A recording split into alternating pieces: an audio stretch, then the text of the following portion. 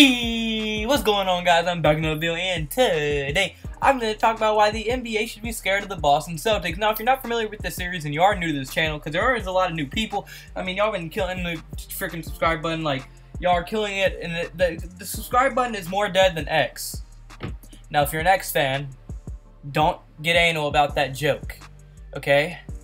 Okay, but anyway, so yeah, I make a video like this, like why the NBA should be scared or why they should be the next super team, like a video kind of like that for every single team in the NBA. So I don't think I'm just being a biased Boston Celtics fan or anything by this video if you're new around here, but if you're not new around here, you already know how it's going. So yeah, I mean, I just want y'all to know that I make this type of video for every single team in the NBA. If you all see me making a video like this on your favorite team, comment that below as well, and without further ado, without rambling on too much, let's get right into this video. Alright, so the first reason I have for this video is going to be their defense. And now what I mean by this is last year their defense was very good, as they were a top 3 defensive team in the NBA. And I mean, that is very understandable, and you can definitely tell that they would be a very good defense team just by looking at what they have, as their starting lineup consists of people like Kyrie Irving, who like plays defense very well, Jaylen Brown and Jason Tatum. All 3 of those players can play defense at a very high level. But not only does their starting lineup have good defensive players, but so does their bench, as the bench has people like Marcus Smart and Terry Rozier as well, and they also have other guys that can like play defense very good. And obviously you need to be able to play defense to guard someone like the Golden State Warriors, who are obviously the front runners to win the NBA Finals next year. I mean, if you can't beat the Warriors, you can't win the NBA Finals. It's pretty much just how it's gonna go. So I mean, if you really just look at the matchups and how good their defense is, they match up with the Warriors very well, as we've seen that Kyrie can play with Steph Curry, Draymond Green on Klay Thompson on Jaylen Brown. I mean, depending how Jaylen Brown develops, and if he keeps developing the way he is, that could be a very fun matchup to watch. Now, the most iffy matchup would be Gordon Hayward on Kevin Durant. Now, Kevin Durant would win that matchup, but Gordon Hayward's also a very good player, so it would be a pretty interesting matchup. Kevin Durant would obviously get it. Draymond Green on Jason Tatum, I would give Jason Tatum the edge in that matchup. And then Al Horford on DeMarcus Cousins. DeMarcus Cousins is better, but Al Horford can they're both pretty evenly matched, so they match up very well against each other. And I mean, I think that defense will be huge to beat the Golden State Warriors, and I mean, that's why teams should be really scared of them. I mean, that team can hold almost any other team in this league to under 100 points on any given night. I think like when they were playing the Cavs, they were able to, like, one time for a couple series, they were like in the fourth quarter, it was like 70-71 with like 3 minutes left to go. Like, they didn't score much, but I mean, their defense was clamping up. Like, their defense was very good. But then my second reason is going to be that their offense will also improve. Now, yes, they had a very elite defense last year, but their offense was I mean, it could have been a lot better, as last year they were ranked 21st worst on offensive efficiency ranking. And I mean, when you look at it, most of the offense went through people like Kyrie Irving and Jason Tatum, or Al Horford sometimes, mostly Kyrie Irving.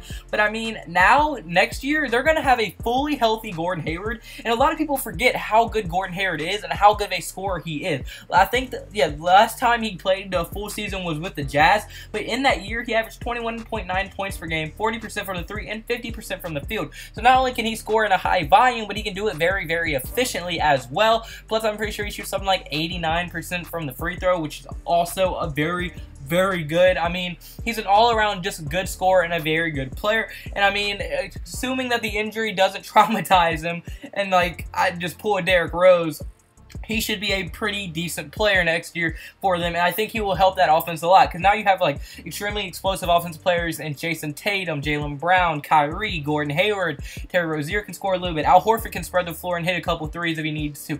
Their entire team can score, and I think their offense will probably be top 15 at least, top 10 at best. I don't think they'll get top 5, top 3 or anything, because then they'd have to contend with teams like the Warriors, Houston, people like that. So I don't think they're going to get top 5, but I think they're going to be definitely top 10 and a huge improvement from last year, assuming Gordon Hayward stays healthy and everybody else does as well. But now my my third reason is going to be their depth. Now, what I mean by this is that, I mean, look what they have off their bench. They have Terry Rozier, who last year had a breakout year when Kyrie Irving went down, and he was able to fulfill that starting point guard role tremendously. I mean, a lot of people pretty much when Kyrie Irving had to get that surgery completely ripped the Celtics off, but Terry Rozier was able to show them why he shouldn't be underestimated, as in the playoffs when he got to start for the entire playoffs, he averaged 16.5 points per game, 1.3 steals per game, 5.8 assists per game, and 5.3 rebounds per game. So he was a very efficient backup for Kyrie, and I think he will continue to be a very efficient backup for Kyrie Irving going into this year. But my second person is going to be Marcus Smart. I mean, look at him. He might not light you up and like wow you with his scoring and like talent overall, but I mean, he's like a Dennis Rodman type player. Grit, grind, grabs rebounds, does all the dirty stuff. Like, he does the stuff that doesn't take a lot of skill. He works hard. He does a whole bunch of stuff. Now, Marcus Smart can score, but he's mostly there to be that grit and grind and rebound and do all the dirty things that they need to have for a winning team. He does that, but he does it off their bench, and he's a huge piece off their bench. Without him, they would be struggling, and I'm very happy they were able to come to a deal and agreement this offseason, because I think they would not be anywhere near as good as they are without him. And then they also have someone like Aaron Baines, who's a very solid backup center for Al Horford, especially since Al Horford's getting up there in age. With someone like Aaron Baines and even Daniel Theis to back him up, now you actually have real backups that can fulfill and take some minutes off Al Horford's back, so you can rest his legs a little bit more since he is getting up there in age. But my fourth and final reason is going to be their future. Now, I mean, like, yes, their future is already extremely bright, as they have players like Jason Tatum, Jaylen Brown, Taylor, all the young guys. Their young guys are extremely young, and they have tons upon tons of potential to develop and do great things with the roster they have. Even Kyrie and Gordon Hayward aren't that old. I mean, they're like 25, maybe younger, I'm not sure. I mean, but not only do they have the future they have right now, but look at next year's draft. Next year's draft, they have the Philadelphia 76ers pick. They have the Sacramento Kings pick, which is going to be high. I mean, unless Sacramento somehow becomes God and, like, just wins every game somehow, which I don't think will happen because they're the Kings, and they probably drafted the biggest bust of the draft because they're the Kings. No offense if you're a Kings fan. That is going to be a extremely high lottery pick for them. And then they possibly will have Los Angeles Lakers pick if it falls out the top 14. And I think the Los Angeles Lakers pick will, because they're going to be a playoff team this year, not a lottery team because they added LeBron. So I think they're definitely going to have that pick. So they're going to have 3 first-round picks, one of which being extremely high, and then obviously they have their own picks. So they're going to have 4 first-round picks in the next draft. One of them is going to end up being a very decent player for them, and I would not be surprised if they can somehow find a starting spot on this stacked roster. So, I mean, their future is extremely bright already, and now they have 4 first-round draft picks, and that's not even including the draft picks they have in the next drafts to come. I mean, the front office has done a great job getting draft picks, trading for it, and everything, and I mean, I just can't see them going wrong. So maybe you don't have to fear them in this year, because probably Golden State's going to beat them in the finals. I think that's going to be the matchup, Golden State against the Celtics. I think that will be the finals matchup, but maybe you don't have to fear them now. But I mean, when Golden State starts to get older and the Boston Celtics roster starts to peak, that is going to be a deadly team.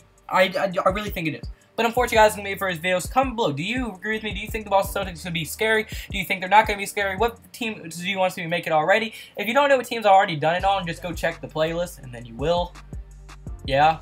But, yeah, just, I mean, I have to say it. I literally say it after every video, and I don't want it to get old. But, I mean, with how fast and how much support you've been showing, I think I have to. I think I told the story, but since there's so many new people, I have to say it again. We were at 200 subs about a week and a half ago. We hit 300 subs about a week ago. And now we're at 508 subs. So, like, thank y'all so much. That's like 200 subs in like a week. And 300 subs in like a week and a half. I just kissed all y'all. I'm sorry. I just violated y'all. Don't report me. Anyway, so yeah, I mean, just thank y'all so much. I really do appreciate it.